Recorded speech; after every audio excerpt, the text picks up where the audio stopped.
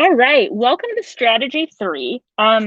Perfect. I was just waiting for my recording to come on, so I was just gonna randomly fill time as that happened. But we're gonna talk about using audio and video to incorporate student voice.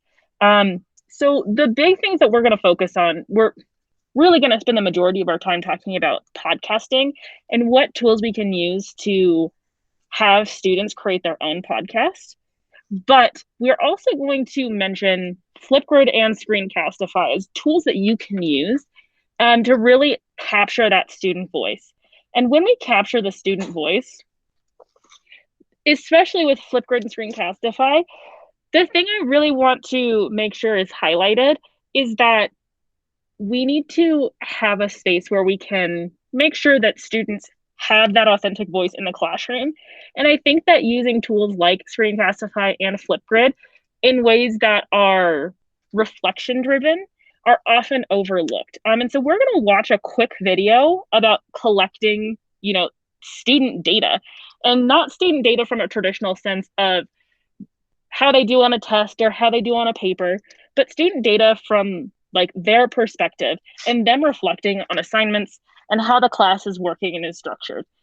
Before we start the video, I will say that a lot of this is paper-based, but again, we have the tools and the technology and the district subscriptions to make this a really easy switch to using tools like Screencastify and Flipgrid.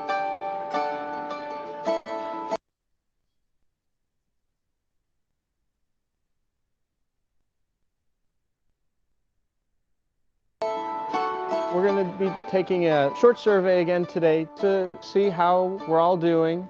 At Garza, students can voice concerns that they may have about their learning. Student surveys have a dramatic impact on their ownership of learning and on teachers' practice.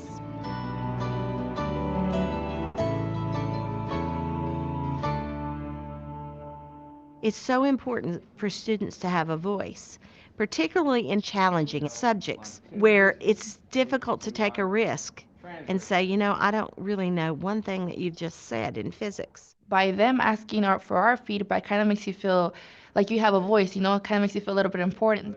I was looking at my students' performance in my physics class and found that they just weren't performing up to my expectations.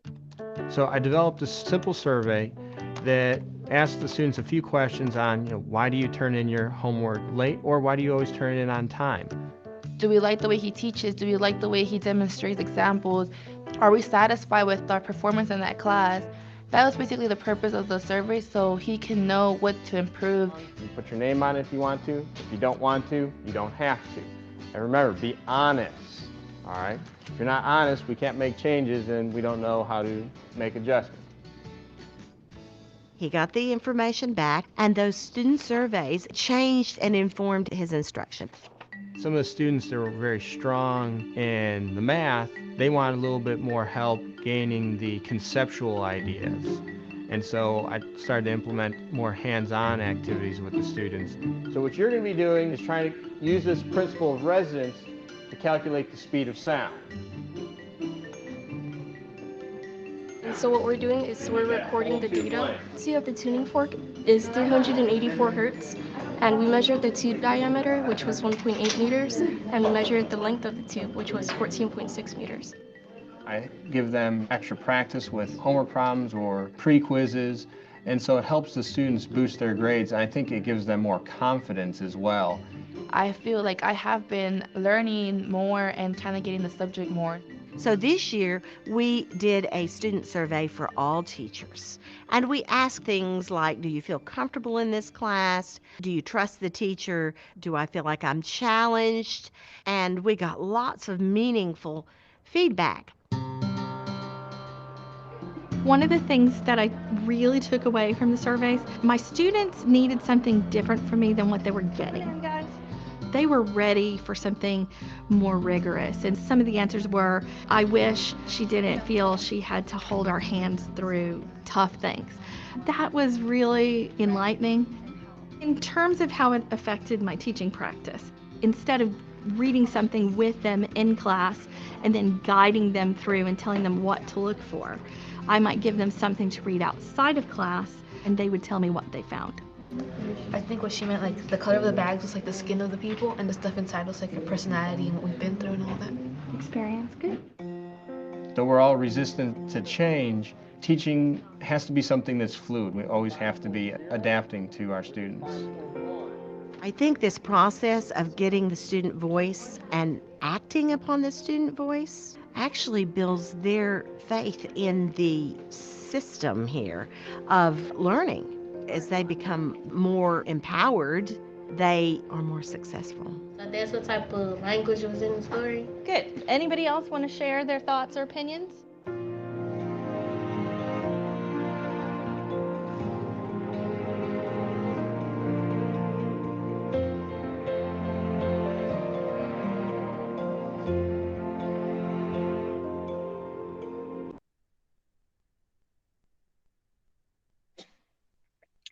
And so why, like, we are going to focus a lot on, how we can incorporate video into like our curriculum projects, but we did want to take a moment to really highlight how important it is to collect that data from your students and really have them be co-creators of this classroom environment that you're setting up. If you want to know more about this, I have linked a couple of articles. Feel free to take a look at them at any time, or reach out to your digital coach. If you're more interested in knowing how to co-create classroom norms and expectations, please go back and look at the recording for module 1, strategy 2, classroom management. All right, can you guys hear me okay? Yeah? Can you hear me? Okay.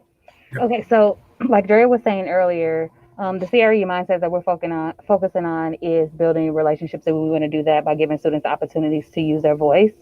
And so routinely using strategies that give students the opportunity to share more about themselves in an authentic way, helps them be able to connect with their teacher, be able to connect with their peers, and connecting the content to students' real life experiences generates that authentic relevancy that we want to see in the classroom.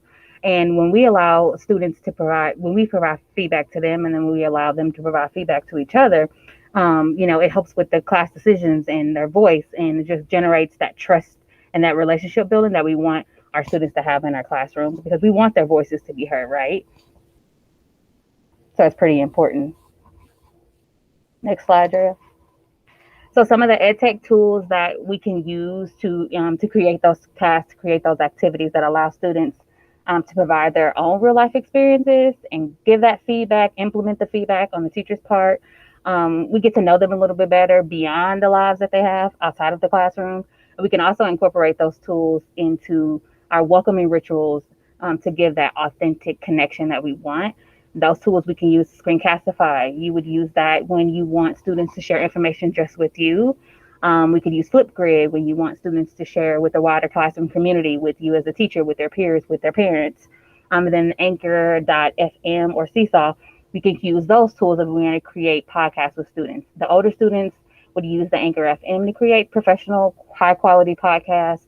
You could have multiple episodes. You could probably just do a podcast if you were learning something especially in a unit, and have them just create a podcast for that unit.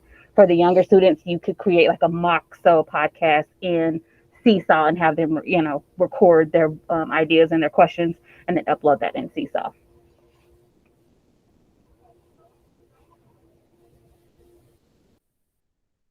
Sorry, I won meet bingo and have been talking with my mic off. So what we're gonna do for the rest of this time is you have the opportunity to either go off and explore on your own. I am a person who I like to just get in and play with stuff.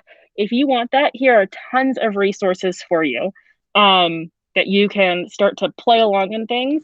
If you would like to follow us along, we're really going to focus in on this podcasting piece. One of the reasons is because we have a lot of resources that have already been created on Screencastify and Flipgrid. And really it's your opportunity to go with that and fly with the wind.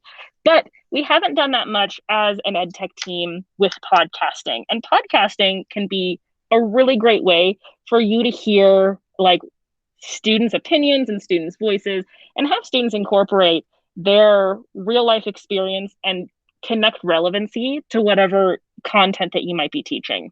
And so what's going to happen is I'm going to walk you through using Anchor FM. Shayla's going to hit how to use Seesaw to make mock podcast episodes. And then we're just going to give you the rest of this time to play and to start to develop lessons. And we really want you to have takeaways from this session. So for you to be able to have a lesson ready to go, have some resources ready to go for your students that you can implement next week with them if you wanted to. We've got such a small group here. If at all I'm going too fast, you have a question, you want me to pause, let me know. And we will go from there.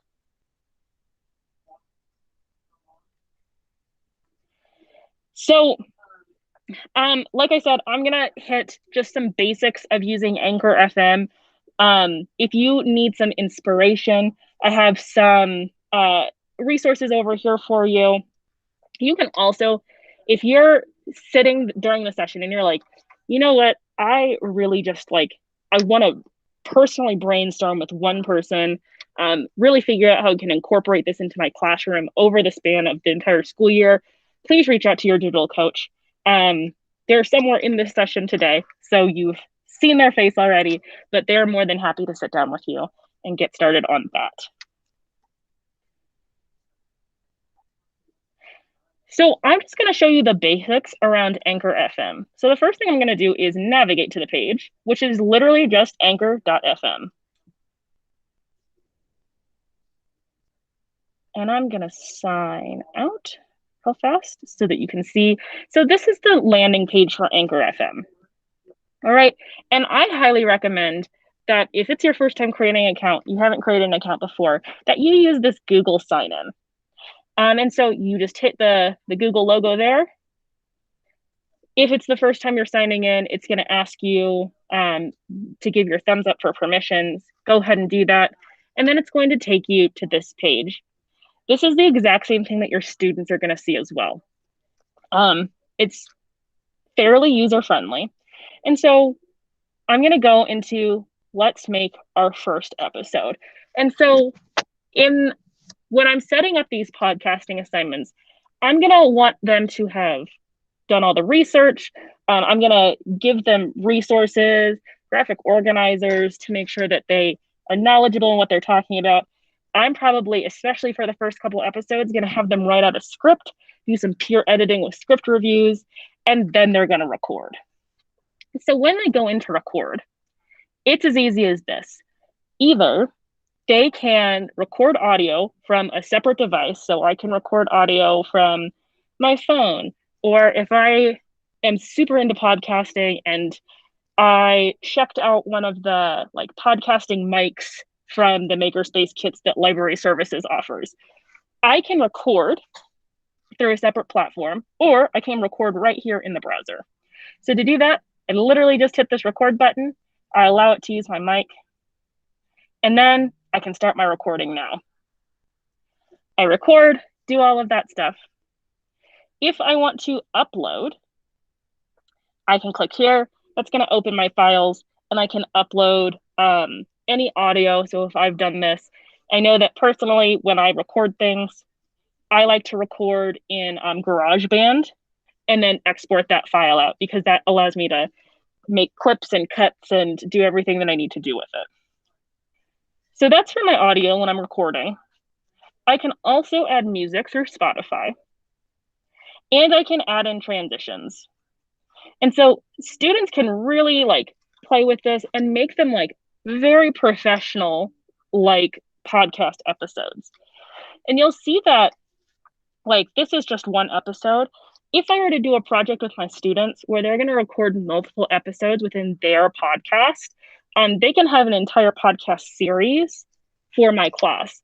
What I can also do is I can save my episodes and I can have them download and submit those podcasting files or the links for them via Schoology. And I can like put those into my own bank and then create like a library of podcast episodes that all of my students have done.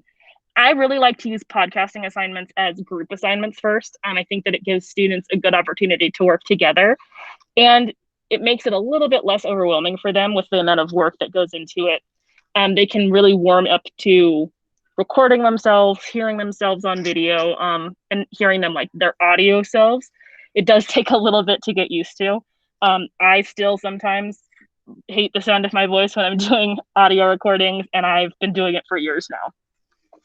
But that is the basics of Anchor FM. Like, literally, it is that straightforward. Like I said, your students can probably go through, click on their own time, really figure it out, really dive into it. As long as you have clear expectations for what you're wanting them to do, how long their podcast should be, what content should be in there, all of that good stuff, they can really take it and run with it from there. Any questions so far about Anchor FM?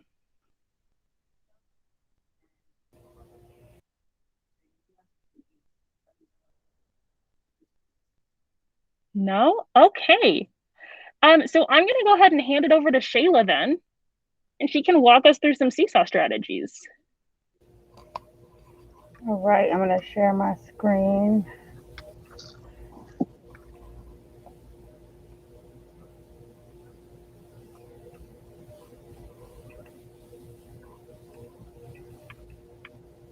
Okay, so if you are in Seesaw, you can click the add class, add button, and then assign activity.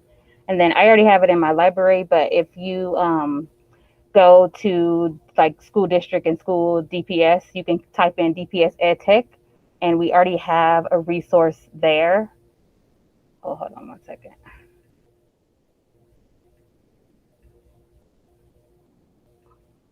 Yeah, we already have a resource there that shows you how you can start the podcast. And so I just can click on this and assign. And so it kind of just breaks down a little bit on how you can create a podcast within Seesaw with your students, and follow these steps. And so you can have, before you even get started, come up with the topic that you want your students to talk about, have them maybe collaborate with each other to come up with the questions they would ask during that time. And then kind of practice before they get into the recording of it. So then you just choose the microphone button to capture the audio after you assign it to your class, and then your students and parents even can come in and they can listen to the podcast as well. You can copy a link and then send that over. So yeah, it's pretty simple in Seesaw to create a podcast. It might be a little bit of a struggle with the little students, but you definitely can guide them through that. I would say more so the upper grades, 3rd, 4th, and 5th grade. You could totally do that in Seesaw. I feel like Anchor may be a little bit more fun because you can add background music to Anchor just right within the app, right within on the website, and get creative with the art that you want the cover of your podcast to look like. But you could totally, create a podcast in Seesaw as well, just using that record button in Seesaw. That's pretty simple and self-explanatory. Any questions on creating the podcast audio via Seesaw?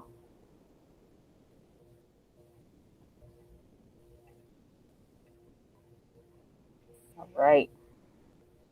So for the rest of this time, it's yours. So go explore the resources. If you want to have like a thought partner, you want to bounce some ideas off of someone, Shayla and I are both here, more than willing to talk through some stuff with y'all. But otherwise, like, use this time to make some resources and to really like get this off the ground and start it with your students. That's our like whole intention. We want you to like be able to have legitimate takeaways that are going to work for your students and your classroom from these sessions. And so if you want to, feel free to turn off your camera, go for it, work away, keep your camera on. I'm not going to tell you how to live your life. Or especially like if your connection is a little spotty and you want to play with all of these tools and you're noticing that like Meet is just eating up all of your bandwidth, feel free. You can hop off. We ask that you rejoin us in the main session at 11 or 11:10 if you're going to do that. But this is your time. So go be free, and Shayla and I are here to support. And I will be popping some links in the chat that you may need. I'm going to pop a link in there. If you don't know who your digital coach is, I'll put that in there so that you can access that link, as well as some other links for Seesaw and podcasting things. If you want to just take a look at those, they'll be in the chat. Then did you say 11:10 or 11:20 for the main meet? I didn't quite hear it. 11:10. Okay, thank you. Hey, Drea. Hey, Mackie. How are you? I'm just living the dream. How are you? I'm good. I feel like I'm going to see you every day this week. Please do. Yes. Well, I am, which is lovely. So one of my students last year, and he did this on his own, and I'll just preface it by saying he's amazing, JJ. He and his brother created a podcast just randomly called Awesomeness for Kids. It's on it's on iTunes and Amazon and everything. It's out there. But he asked me, because I did a school newspaper that we actually do a physical school newspaper mostly, but he asked me if I would start a media club where we could do a STEC podcast. That sounds amazing. Yeah. I mean, I don't know. I mean, what kind of expectations do you think are realistic around that?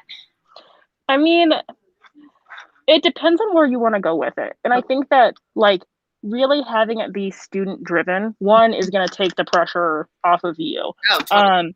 And then two, it's going to create that ownership with the kiddos. And so really I think that, if this is a thing that you're on board with and you want to help the students at STEC do and get involved in, put it out there.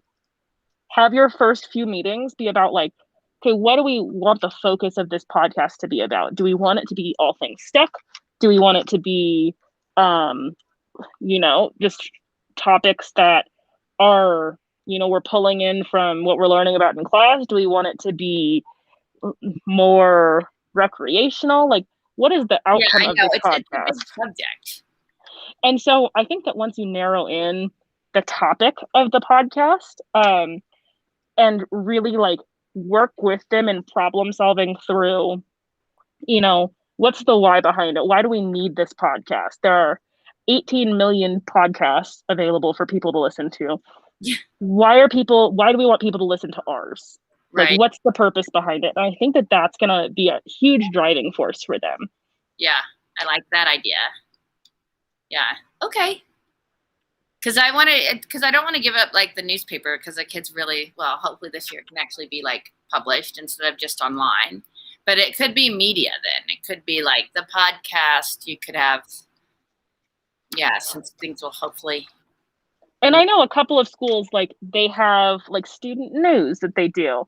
And so it could be something that's along those lines of, it's a weekly update that they do about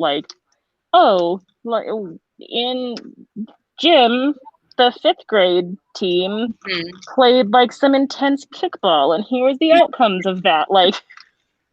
Yeah. Doesn't my Bello do something like that, where they have a weekly news thing, but then they kind of turn that into a podcast, and it's pretty amazing. Shayla, is there weekly news? Is it on video, or what is it? I'm not sure. I can find a link though, but I know they do one, and then I know they've turned that into a podcasting thing based off of their weekly news, which is really cool. But I can find out for you. Because one of the things too that I feel like might be missing a little bit here is we don't do morning announcements or anything as a school. Partly, I'm sure it's probably because we don't want to lose a minute of instructional time, which is relevant. I'm not saying it's not valid, but if we could do something that was videoed, it wouldn't necessarily have to be live, but I don't know. Our bell times this year are 7:40. Well, all right. Yeah. So my little getting to work early at 7:15 is no longer early. It's on time. Well, I think it's a good idea to have that student news center. And I know a lot of high schools, they do the video. A lot of the high schools that I've worked with, and a lot of the high schools that I've just been at as staff, in the area, they do they have a team of, it's a class, and they do the school news, and it's once a week. It's pre-recorded. They do interviews with people. They like do funny stuff all the time. And so you could definitely do it via video. I know that Hill has like Skyhawk News. They've been trying to get that up and running off the ground for a couple years now, and they like have all of the film equipment. I'm sure you could talk to Joel and like collaborate when we could like share equipment, and I don't think that they'd have a huge problem with it. That would be great. But yeah, because they have tons of stuff. One of the things that's really also missing is like, and we've put a few things on it, but you know, we have a YouTube channel and stuff. I mean, it doesn't have much. And like, I feel like, and same thing with our Facebook, which reminds me I should put our back to school picnic on there. But it's like, if it's not updated, it doesn't get used. You know, it's like, it's probably better to not have anything than to have something. I mean, we put stuff on it and then we share the link, but nobody like follows it because it doesn't. But if you had weekly newscast on there or something, that could also be a podcast. Could you make it both? Like if you recorded the audio, could that turn into a podcast option? Oh yeah, absolutely. Yeah. And then another thing, like I literally just thought of this. I subscribe to like CNN 5, and it's just like a really quick read in my email that I get every morning on like the 5 things you need to know that are happening in the world right now. Yeah. And they just made a podcast. And so like literally everything I read every morning, I could listen to as well. And so it could be something that you're doing with like the newspaper too, is like, here's the podcast version of the newspaper. I mean, and I think, I wonder though, I don't know. I mean, the newspaper, to be honest, is kind of a lot of work because by the time the kids are ready to print it, it's like out of date. And then I'm like dragging things out of them, right? I'm like, we need a story for page 3. That's too, you know, whatever. But they really loved getting the physical paper. Right. And so I think that like expensive. I mean, it was like $300. It wasn't crazy, but I could sell advertising, of course, which I didn't do at all, but I could. But I wonder if the podcast could take the place of like the newspaper. I wonder if we should do something less newspapery.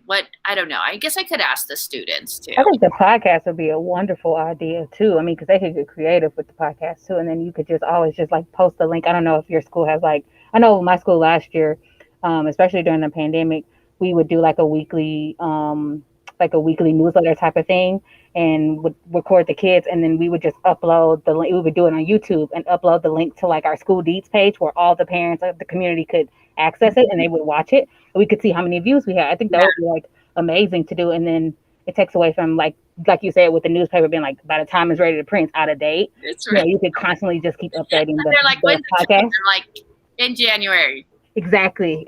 So yeah, I think it would be an awesome idea. Yeah, I would totally just like gain the interest of the students to kind of see. But I think they would be totally on board because it's something different. It's something new. Podcasting, you know, it's not something that a lot of kids know about or even can do. I think just like bringing them into that world, I think could be amazing. You could see some amazing things come from that. Yeah, I think so too. And it would probably actually be a lot easier than the newspaper. And a lot less paper. A lot less paper. A lot less paper. They liked taking it home though, you know, getting the actual thing. Yeah. I think the other thing you could do is like you could, if you're gonna mix the newspaper together, I know that some students get like really jazzed about like the actual like physical, like making it and having the layout and doing the design process of it. And so you could have like a group of students like in your media club working on the podcast and also like making banners in Canva that you're posting on like Facebook for upcoming events and all of that stuff. And so then it also gives that design element. Yep.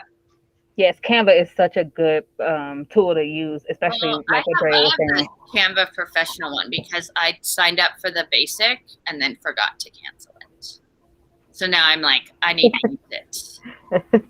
You can also Canva has like their educator version. Yep. And I paid for the whole free, the non-free version. Well, you use it then. I know. Exactly. Yeah, it was funny. I was like, why is this bill? That was dumb. But it makes beautiful things, and it's really fun. And I mean, for the infographic piece and all of it, it's really great. So, yeah. All right. Well, I think I'm going to run with that, and that because if we record their voice, because we're setting up a green screen here. Yeah, I mean, even if we recorded it on Fridays at lunchtime, we could, or Friday afternoon or whatever it was, we could have it for Monday morning. And the longer you go with it and the more comfortable kiddos get with, using the tools, the faster you're going to be able to chug it out, and the more professional, because the faster they can chug them out, the more time they have to play with all of the other cool features and music and sounds. Yeah, I think it'll be a really cool progress to see their first podcast versus their last podcast at the end of the year.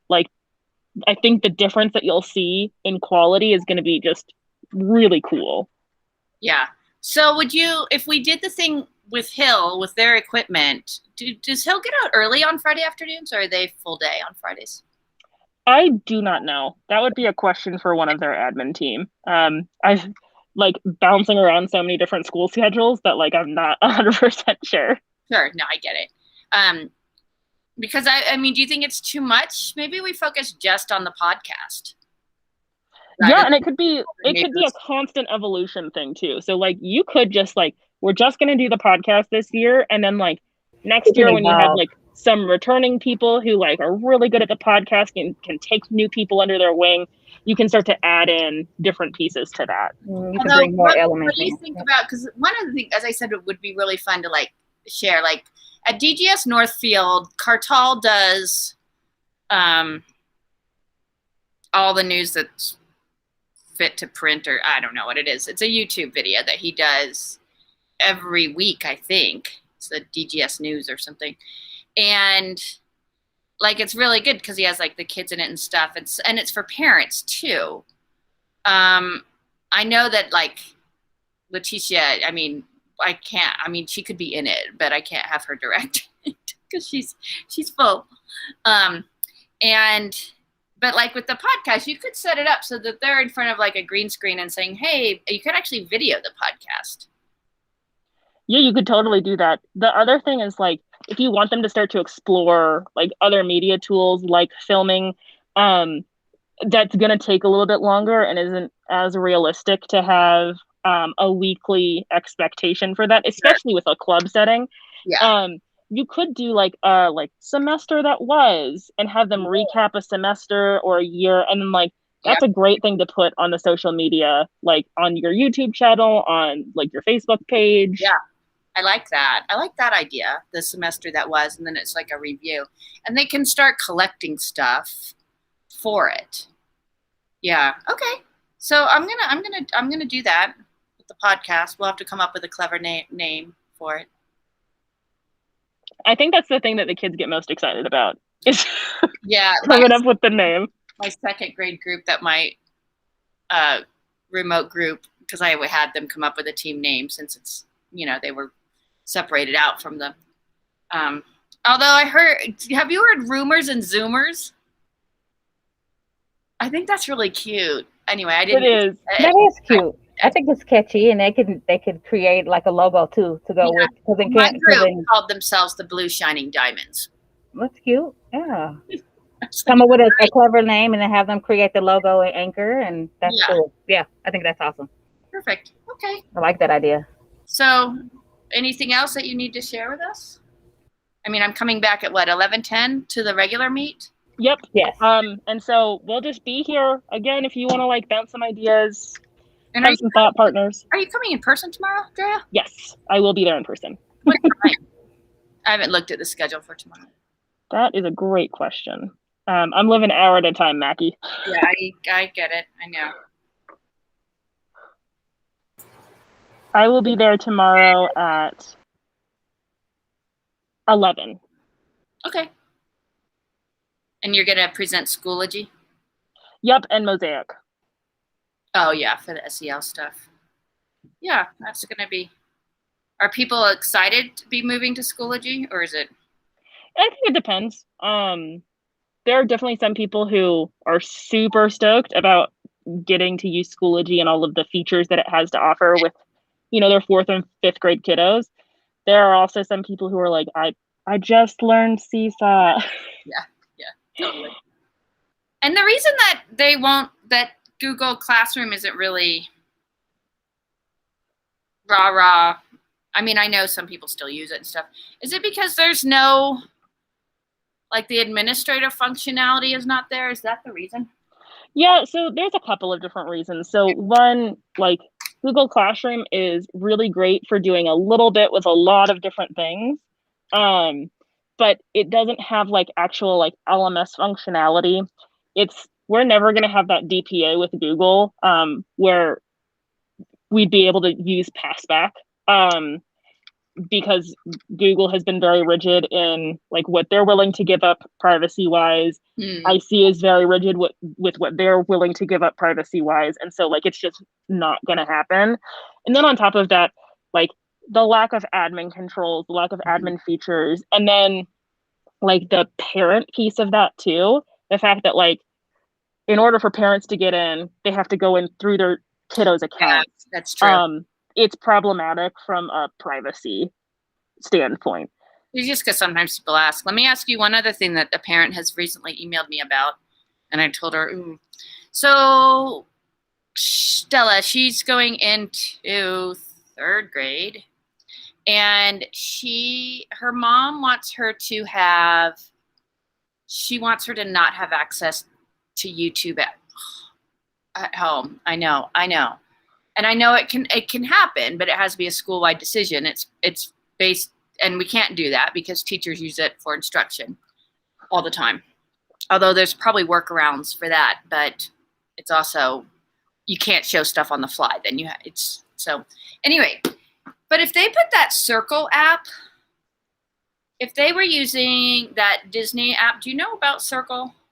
I don't, but what I can do, send me the app that she's thinking about and I can look into it. Well, she just asked me about ways, and I think that she could, and it's more for when the kid's at home. So because I have Circle on mine at home for my son, and it basically like you can limit sites, you can do all sorts of things, but will the school computers react to that if it's on their home network? That is a good question that I would have to ask Dots about. Yeah, okay. I mean, I think it would. That's what I would try anyway. I don't know what they're able to install though on the school computers. So there's a lot of things that are blocked because they're not whitelisted. Yeah. And so then you can't even put it on the system because you're not able to. And so that I would email into Dots and see if that would be a thing that they'd be able to do. Because I don't know if you have to put but it has to identify the device somehow. So you have to put it has to talk to it at some point, which it might not be able to. I'll email Dots. I'll do a ticket. They connect to student accounts, not necessarily the Chromebook themselves. And so when a student signs into any Chromebook, that's how the extensions are added there. So it would have to be an extension that's approved through Dots for them to put it in. So, hi, Roy.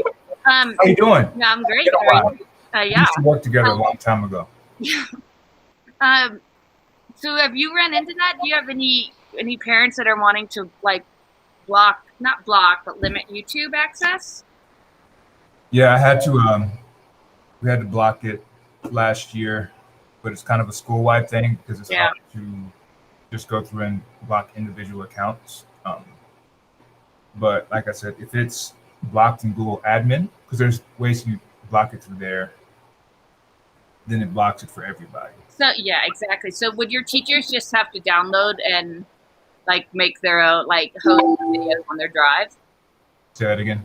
Would your teachers, if they were using YouTube for instruction, or maybe they just didn't, were they? There's different OUs operating, basically different organizations, and so you have staff and students, and so whatever affects students doesn't affect staff. And but if you wanted to share a YouTube video with your students to watch on their Chromebook. But I think that you could host it on your drive. Like I think if you go through like SchoolTube, um, Yeah. possibly connecting it through Sheets. I don't remember. Yeah, but I don't think we can actually give like teachers one more step. Like, it's like here's something else for you to do. I can't. So right? I think the best way is always have a conversation with the student, because you can revoke access to using computers. Yeah. If kids don't act right, it's for the next 2 weeks, you're going to be paper based. So stop messing around. Well, and I think it was more for when she was at home. Like it wasn't. I don't think you can have parent tell you, because when you revoke access, they can't sign into the Chromebook at all. The what? If you revoke access to they can't sign into a Chromebook at all with their account. Okay. Regardless of where they're at. Yeah, so maybe that conversation, maybe that would scare them enough. And I think it's just like kind of an innocent second grader getting like sucked into YouTube. I mean, I don't think they're like maliciously looking at like, I think they're just like, oh, shiny object, rather than literacy. It happens sometimes. But I do have a podcasting question. So with podcasting and a lot of the podcasts that are student run that you two have seen, Shayla and Drea, good to meet you in person. I don't think that we've met before. So as far as podcasts existing, where have you seen people, where have they lived? And so I know that for me, with the podcast and the media that we're creating here, I don't want it to just live here. I want it to get out. And I want, us to have,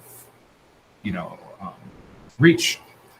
And so are you aware of any hosting sites and those kind of things as far as student podcasts that are okay to use for the school with privacy and whatnot? So I know if you were like doing a podcast within Seesaw, it's going to live within Seesaw, and then you can share out the link to parents. You could put the link other places. I know from personal use of Anchor, you have the option on Anchor when you create a podcast to have that podcast sent out to Apple Podcasts, Spotify, wherever. But I don't know, how would that work, Drea, as far as like student privacy? Are we allowed to have students do that? I mean, because if you click, there's like 8 different platforms that the podcast can go to, and anybody can access and listen to those podcasts if it's on one of those platforms. So what I would do for this is, one, make sure that the students that you're highlighting voices of have media releases. And then 2, like I would send out an additional parent permission form, just to let them know, like, this is what we're working on. This is why we're working on it. And like, we want this to be like a really big community thing.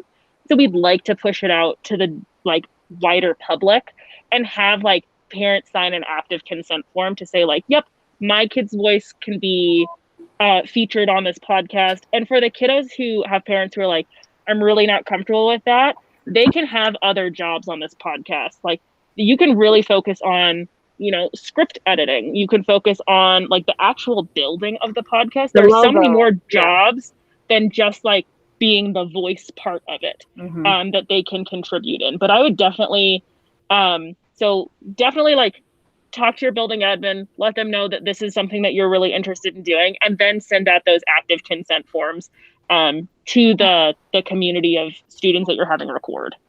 Yeah, and again, you can choose, like I said, you can choose what platforms those that podcast is pushed out to. You can unclick it if you don't want it to go to Apple Podcasts. You can unclick if you just want it on Spotify.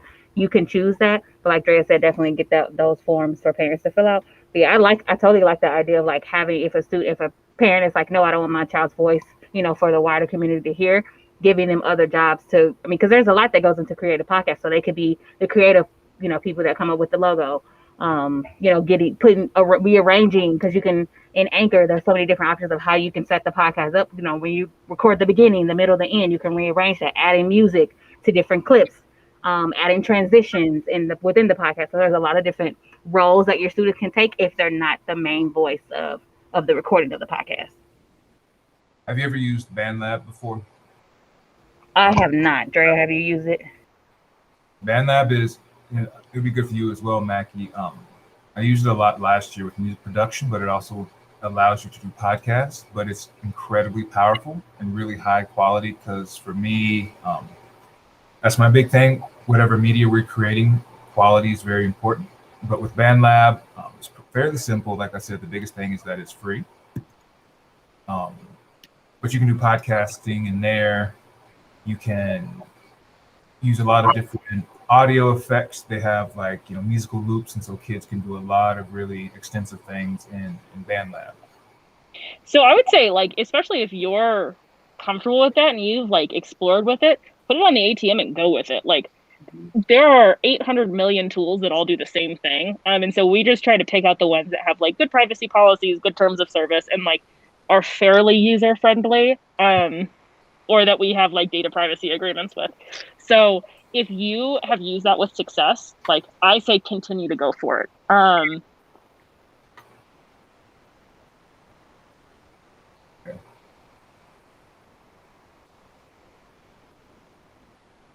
Do you have any samples of good, because I always like to use exemplars, so any like good samples of student podcasts that you like locally? So there are some linked into that resource document. So I popped one into the chat maybe like 10 minutes ago. One of the exemplar ones that I like that I've listened to, and I think it's from the students at Montbello, if I'm not mistaken. But yeah, I can put it in the chat again too. There's also, Drea, and I haven't gotten it together, and it would have to, I think it starts with fifth grade and up, that NPR has a student podcast challenge, and they have some amazing things on there that kids have written for middle and high school. That is good to know. Yeah, they open it up in like November, I think. I know that one at Montbello they should submit that because that's a powerful piece that those kids made. I just put it in the chat again, so you can hear that. Oh, thank you. Of course.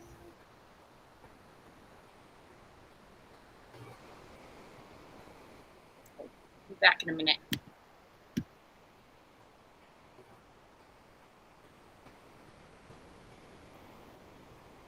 That's when that room in that link you shared used to be my old office, and those are some of my former students. Oh wow, that's amazing. Yeah, Paul Clifton and I we were colleagues, and we've done a lot of work together, and it's our sister school, and so we plan on doing some different like collaborative things, continuing and whatnot. I think that's amazing. Like, the more often that schools can collaborate with each other and students can get opportunity to collaborate with people that they normally wouldn't have the opportunity to, I think that's an incredible experience. Mm-hmm.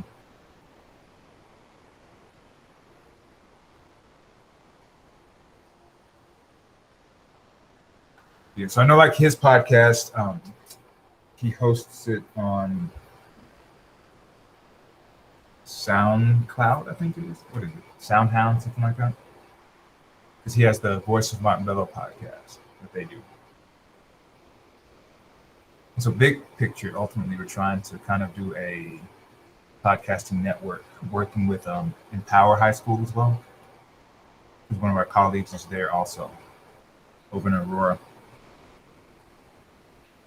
So trying to do as many things as possible. Because like I was saying, the kids deserve it.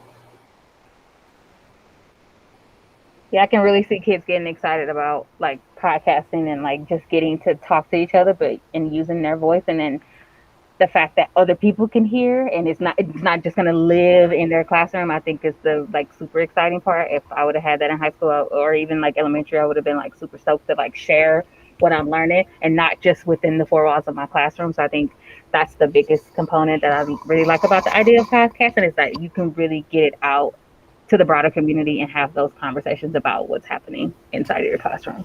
Mm-hmm.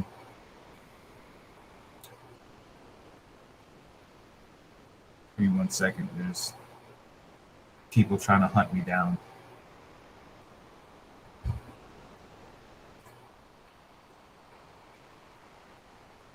nature of my job.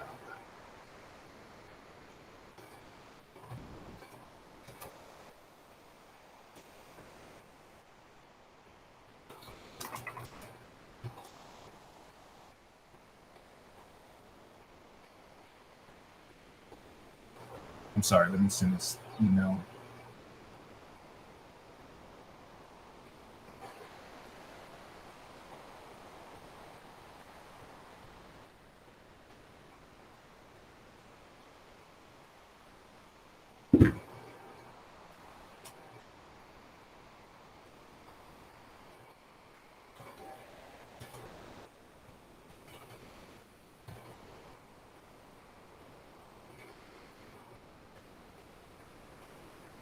So what are some other things that you've seen, just for both of you out there? I know, Shayla, we talked yesterday about the checking out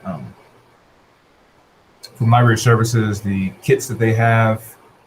Because again, there's a little background, like my wheelhouse. My background is, I'm a photographer, musician, and so videographer. And so here, wanting to do video, photography, podcasting, recording, music production, those type of things for kids.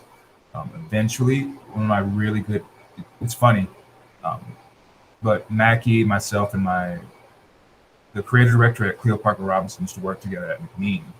And so he and I are trying to create almost like a pipeline from here in elementary through what he does at Cleo Parker, because they do a stream, he calls it stream.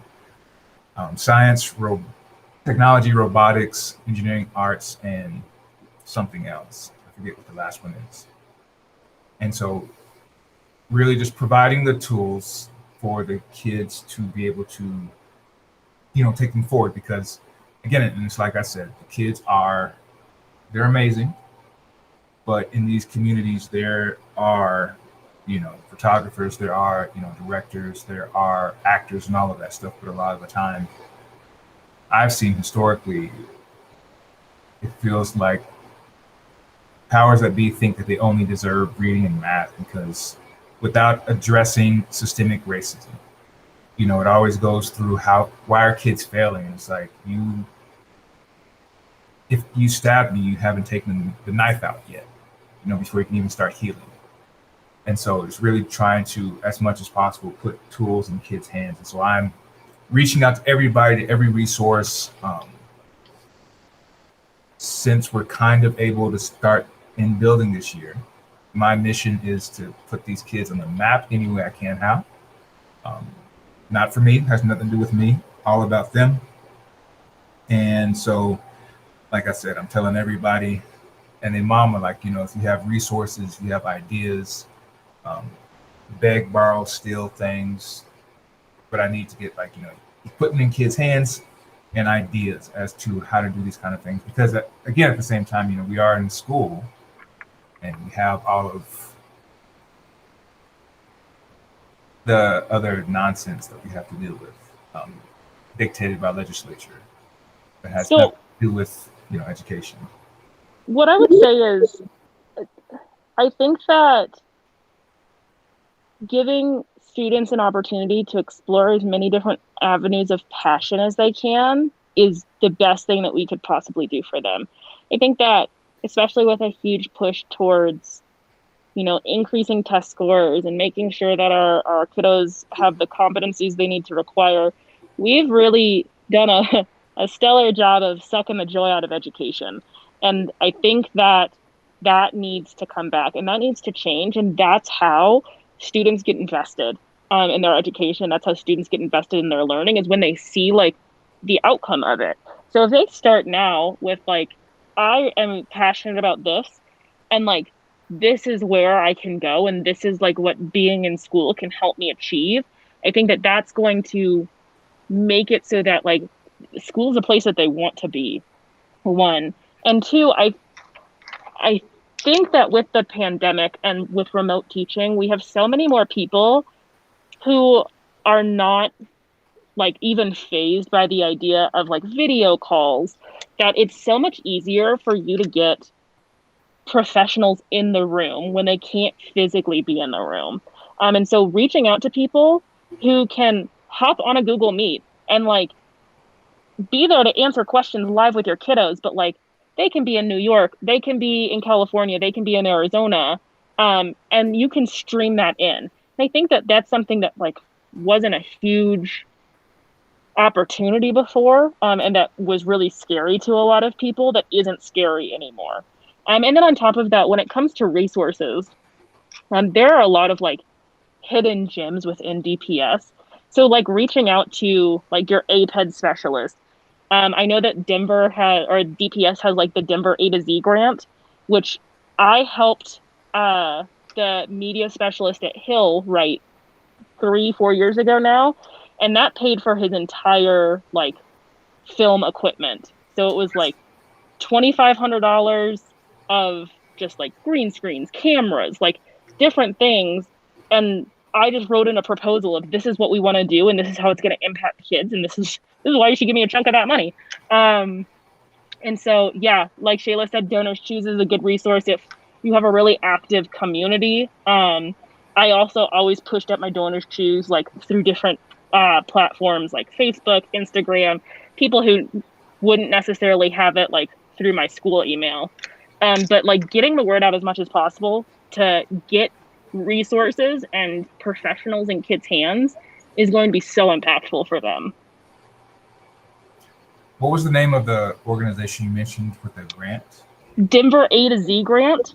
I was trying to find a link. Hold on, I'm gonna try to find it and put it in chat. It's like a Google form that you fill out. It's one of the easiest grants that I've ever written. Okay. It's good to know. And so like a lot of those things, it's kind of like I was saying yesterday, Shayla, like there's stuff out there that nobody knows about. Yeah, I put that link in the chat for you. So definitely look into that. I think that's a really good resource too. Thank you very much. Okay. Those are the only questions that I had. I'll see you back in the main room. Thank you.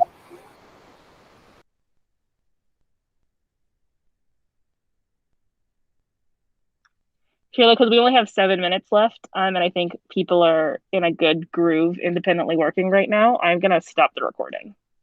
Okay, that works. And then I'll just see you guys because we go back at 11:10, right? Into the main room. Okay, I'll see you back there.